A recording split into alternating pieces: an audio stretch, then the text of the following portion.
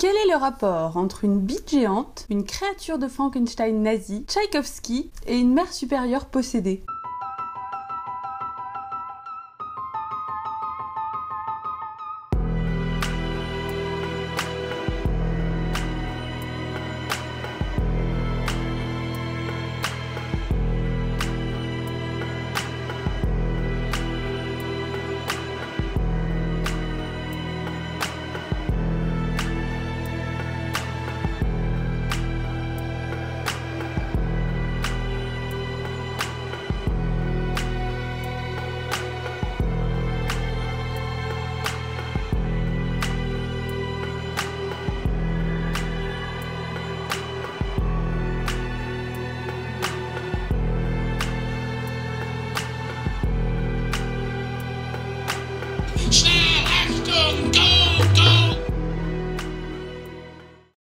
Bonjour. Alors en effet, c'est bien de Ken Russell dont j'ai décidé de vous parler aujourd'hui.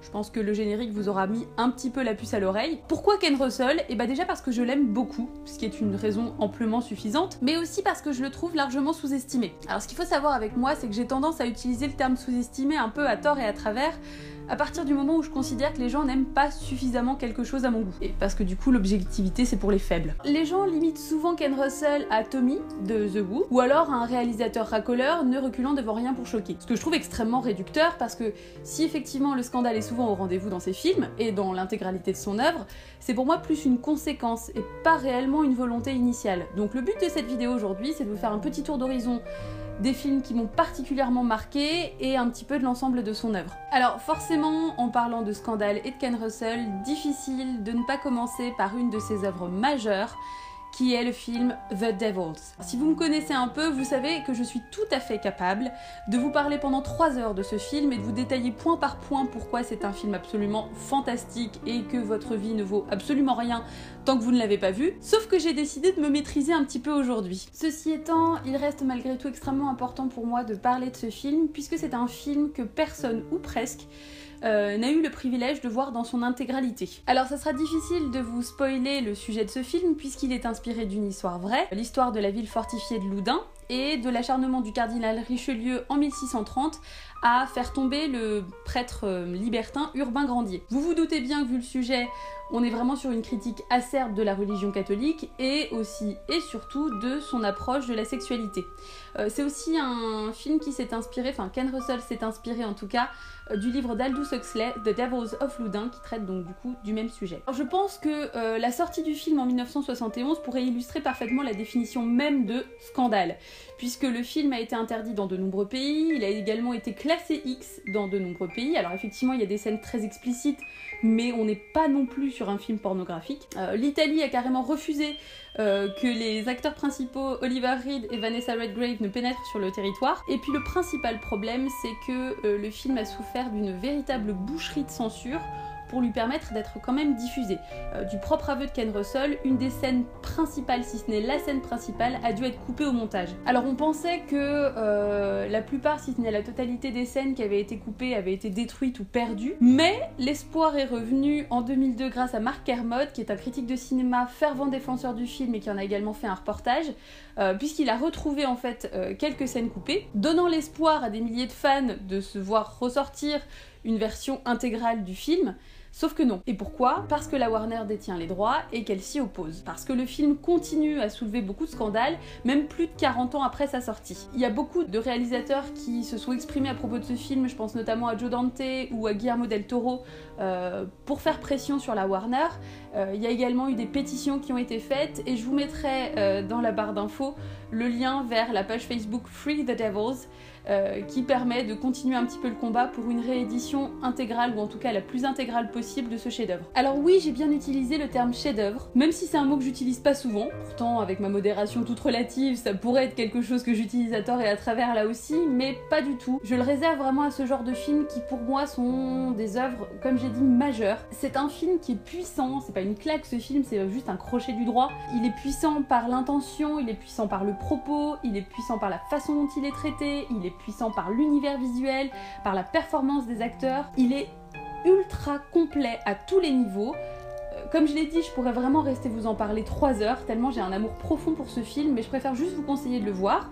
Alors faut savoir que c'est un petit peu un défi de trouver et de se procurer la version la plus complète disponible, mais ça vaut vraiment le coup, donc un seul conseil, regardez-le. Alors Ken Russell étant extrêmement doué et extrêmement talentueux, sa filmographie est très loin de se limiter à The Devils. On va y trouver des choses absolument kitsch, on va y trouver des choses un petit peu plus sérieuses, il y a toujours beaucoup de second degré et toujours beaucoup d'idées absolument géniales, mais il y a aussi et surtout beaucoup de biopics qu'il a réalisé notamment pour la BBC mais également pour le cinéma. Alors c'est assez vaste, ça passe de Isadora Duncan à Rudolf Nureyev en passant par Gustav Mahler, mais pour moi de tous les biopics que j'ai vus, deux s'en détachent particulièrement, donc on va les évoquer tout de suite. Alors le premier biopic que j'ai décidé d'évoquer, c'est Listomania.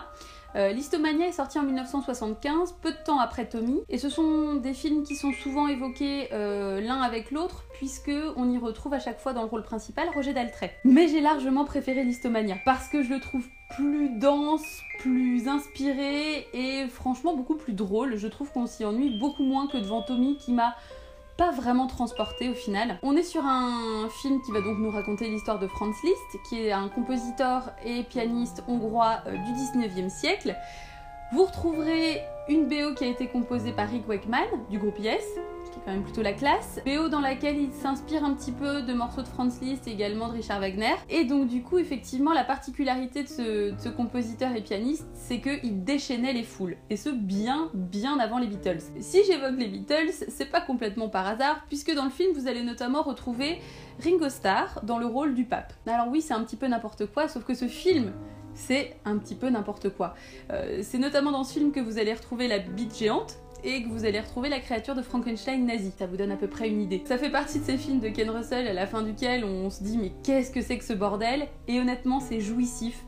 C'est un véritable écrin de pop culture et je vous le recommande vraiment chaudement, surtout si vous avez vu et que vous avez aimé Tommy. Alors le deuxième biopic que j'avais envie d'évoquer est beaucoup moins déjanté et aussi un petit peu plus émouvant puisqu'il s'agit de The Music Lovers qui est sorti en 1969 et qui s'attache à nous retracer la vie du compositeur russe Piotr Ilyich Tchaïkovski. Entre traumatisme d'enfance lié à la mort de sa mère, homosexualité refoulée et mariage à la dérive, on suit pas à pas le compositeur interprété par un Richard Chamberlain absolument émouvant. Je trouve que c'est un film qui permet en fait de rendre la musique classique beaucoup plus accessible. En effet, c'est un style musical qui a tendance à avoir une image un petit peu guindée et un peu élitiste.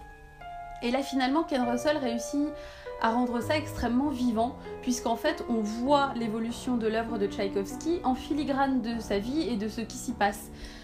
Donc c'est pour moi l'intérêt principal, et puis on a des illustrations de morceaux qui sont dingues. Tchaïkovski, si vous ne connaissez pas, ça sera aussi l'occasion de le découvrir, et la musique classique de façon générale. Je pense pas que ce soit un film qui soit uniquement destiné à des gens qui ont déjà une sensibilité à la musique classique. C'est un film qui s'adresse à tout le monde et qui vaut vraiment le coup. Et de toute la filmographie de Ken Russell, il reste encore un autre film dont j'ai envie de vous parler en particulier, même si je vous les conseille tous, mais je me vois mal en fait évoquer Ken Russell sans évoquer Altered States. C'est un film qui est sorti en 1980. Alors j'aurais pas grand chose à vous dire en détail de ce film parce que pour moi c'est une véritable expérience qu'il faut vivre et qu'il faut regarder. On pourrait résumer ça à la quête identitaire d'un chercheur, mais c'est vraiment plus profond que ça. Ça va vraiment au-delà pour moi. On va être sur un film qui va vous parler de la mort, de l'amour, de la perception, de la vie. C'est vaste, c'est dense et c'est vraiment intense. Ça fait partie de ces films dont j'ai pas forcément réussi à dire à la fin directement si j'avais aimé ou non, parce que je pense que pour moi en fait on peut pas aimer de façon passive ce film, c'est-à-dire qu'on peut pas juste dire oh ouais c'est pas mal. Non, non, Altered States c'est vraiment autre chose, donc je peux juste vous conseiller de le regarder et surtout d'être préparé à un voyage initiatique assez intense. Quand je vous avais dit que j'étais réellement capable de parler pendant 3 heures de Ken Russell, non c'est pas un mensonge, hein, je peux le faire. Mais aujourd'hui le but c'était vraiment simplement de vous faire un petit tour d'horizon. Volontairement, j'ai pas parlé de The Lair of the White Worm ou de The Fall of the House of Usher ou du film que j'ai détesté qui est gothique, qui m'a filé la nausée tellement il est inégal, parce qu'on ne peut pas tout faire et parce que voilà, là c'était vraiment juste un petit avant-propos. Peut-être que je reviendrai plus en détail sur certains autres films, peut-être que je ferai cette vidéo de 3 heures sur The Devils, on sait jamais, on verra bien. Mais en tout cas, j'espère que ça vous aura donné envie de vraiment plus vous pencher sur Ken Russell parce que ça vaut le coup, parce que c'est fou, parce que c'est profond et pas toujours, parce que c'est très vaste, que c'est très varié et que c'est absolument jouissif.